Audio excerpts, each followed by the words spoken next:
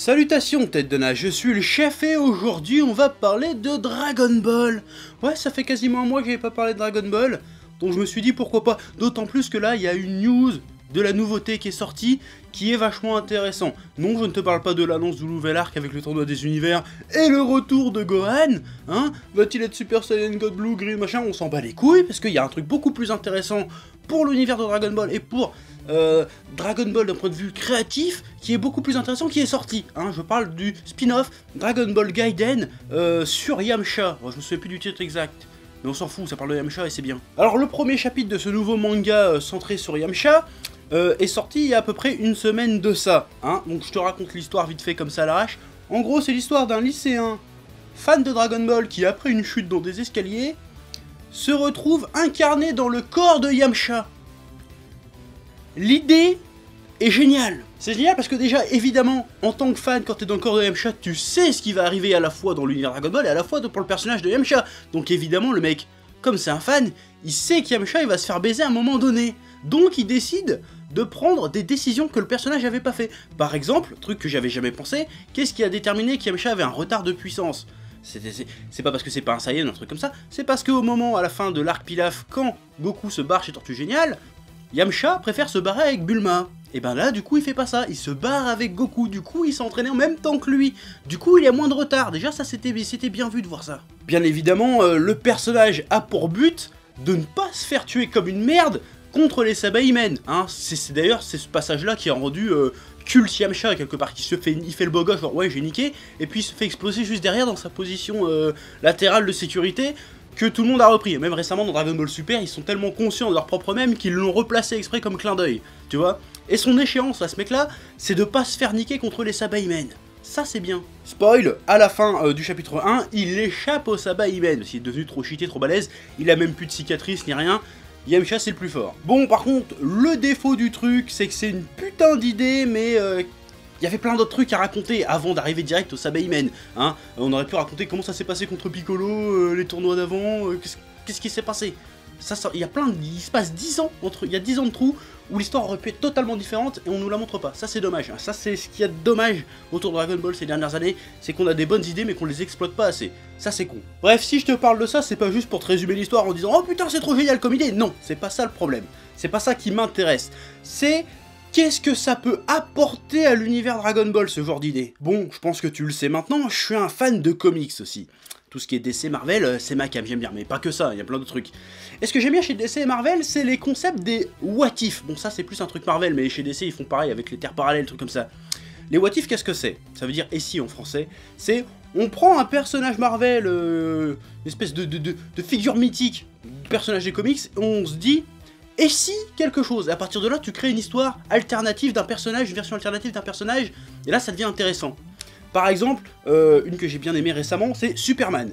Si Superman, au lieu d'atterrir au Kansas, il aurait atterri en URSS, qu'est-ce qui se serait passé? Et ben ça donne Superman Red Son. C'est vachement bien, je vous conseille de le lire. C'est une version de Superman qui devient une espèce de figure de propagande de l'idéologie communiste. C'est vachement sympa. Et là, pour le coup, avec ce spin-off, on est clairement dans cette idée-là, dans cet esprit-là. La question c'est, et si un fan prenait le destin de Yamcha en main? Donc si Yamcha n'était pas devenu la Tarlouse qu'on connaît aujourd'hui, qu'est-ce qu'il se serait passé?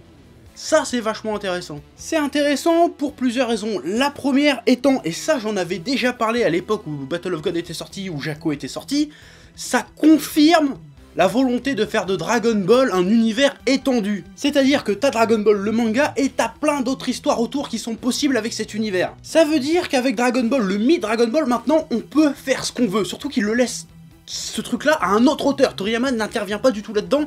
C'est un auteur, j'ai oublié son nom, qui faisait des fanfictions Dragon Ball Z, qui s'occupe de ça. Et c'est très bien, ça veut dire que maintenant il y a des auteurs qui vont pouvoir s'approprier le culte, le mythe Dragon Ball et en faire un peu ce qu'ils veulent avec. Ça va devenir super intéressant parce que, je te parlais de Superman Red Son tout à l'heure. Le Superman Red Son, c'est le Superman de Mark Millar, tu vois. Parce qu'il y a Superman, avec les auteurs originaux, et puis à chaque fois qu'un auteur parle de Superman, écrit un arc de Superman, ça devient son Superman. Ça devient une nouvelle version, genre The Dark Knight de Frank Miller, c'est le Batman de Frank Miller, même si c'est pas lui qui a créé l'univers, c'est pas lui qui a créé les personnages, mais il a réussi à s'approprier un truc et proposer quelque chose d'artistiquement intéressant. Et maintenant avec Dragon Ball on va pouvoir faire ça maintenant, et ça c'est cool. Alors certains me diront que oui mais ça a toujours existé, parce que mais c'était des fanfictions, c'est pas pareil. Parce que quand tu valides officiellement ce genre d'histoire, ça ouvre des possibilités énormes. Parce que dans le milieu des fanfictions, il y avait Dragon Ball Multiverse, des trucs comme ça, des trucs très connus. Il y avait aussi des what if dans les fanfictions. Genre par exemple, si c'était Vegeta qui avait atterri sur Terre à la place de Goku, c'est une histoire assez sympa. Bon, c'est en anglais, c'est pas traduit en français. Alors, moi j'ai jamais trouvé. Ça c'est sympa, mais c'était pas genre officiel, tu vois. Là maintenant, ça change la donne. Je trouve que c'est une exploitation de l'univers Dragon Ball plus intéressante, plus pertinente et plus intelligente que simplement essayer de rajouter des suites à chaque fois. Hein, parce que dans beaucoup de fanfictions, il y a des suites avec des Super Saiyan 10, des Super Saiyan 20, on s'en branle de ça, c'est pas ça qui est intéressant. Ce qui est intéressant avec cette idée de spin-off de What If, et même d'univers étendu en général, c'est qu'on peut faire plein de trucs sans toucher aux matériaux d'origine, sans toucher à la continuité, donc ce What If là n'est pas canon, dans le sens où je l'expliquais dans d'autres vidéos, mais ça permet d'élargir les possibilités de faire plein de trucs sur l'univers Dragon Ball en se basant sur ce qu'il y a déjà, sans aller rajouter quelque chose dedans. Tu vois ce que je veux dire ou pas? Ce que je veux dire c'est qu'aujourd'hui, il va y avoir le Dragon Ball de Toriyama, hein, le mythe, le culte, le truc ultime, et autour on va avoir le Dragon Ball de Michel et de Jean-Paul, tu vois. Enfin ils s'appelleront certainement pas Michel et Jean-Paul, mais t'as compris le délire. On pourra avoir un Dragon Ball qui est multiple quelque part, et qui sera d'autant plus intéressant parce qu'on explorera des facettes de l'univers qu'on connaissait pas encore. On pourra revoir Dragon Ball d'un œil différent, d'une réinterprétation différente. Et là en plus pour le coup c'est complètement méta, parce que c'est un fan qui réécrit l'histoire de Dragon Ball en étant un personnage. C'est génial. D'autant plus que dans Dragon Ball, il y a énormément de trucs dans cet univers qui n'ont pas encore été exploités. Il y a des ellipses, il y a des trucs, il y a plein de choses à raconter avec cet univers de Dragon Ball sur plein de personnages qu'on voit plus, qu'on a pu revu, genre Super C17, qu'est-ce qu'il a fait pendant toutes ces années? Tu peux faire une histoire là-dessus, par exemple. Et des trucs comme ça, je peux t'en balancer 50, hein, genre Lunch, qu'est-ce qu'elle est devenue, par exemple. Comment Yamcha a eu ses cicatrices? On sait pas, par exemple, c'est peut-être raconté dans le dessin animé, mais dans le manga, c'est pas raconté, ce genre de trucs. Je sais pas, comment est écrit l'armée du ruban rouge, ce genre de trucs, l'histoire du Docteur Gero. Il y a plein d'histoires à raconter sur l'univers de Dragon Ball. Je te parle pas de faire des trucs à la Dragon Ball Heroes, ça c'est de la merde, c'est pas un manga, c'est un produit le truc, c'est de la merde, c'est une espèce de Yu-Gi-Oh de merde avec des personnages de DB, c'est de la daube, on s'en fout de ça. Que la Shueisha, la Toei laisse des auteurs s'amuser, s'exprimer, créer avec l'univers de Dragon Ball, c'est génial parce que c'est ça qui va perpétuer un peu la légende, qui va faire que Dragon Ball va devenir un mythe, que Goku va devenir un mythe. Tu vois ce que je veux dire? Parce qu'aujourd'hui si t'as Batman, t'as Superman, c'est parce qu'il y a plein d'auteurs qui ont balancé leur interprétation du personnage, de l'univers.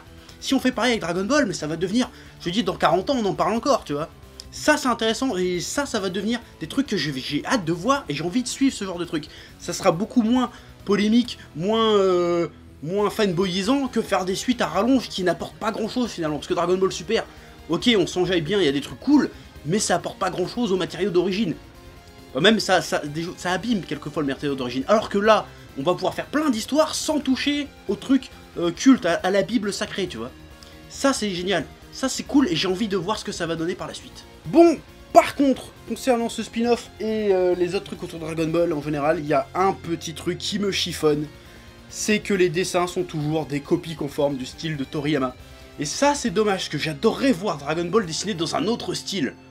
Ça c'est génial, parce que t'en as tous vu des images sur internet, genre de Yusuke Murata, du mec qui a fait Bleach et tout, qui reprennent l'univers Dragon Ball à leur sauce. Et c'est vachement intéressant de les voir ça visuellement.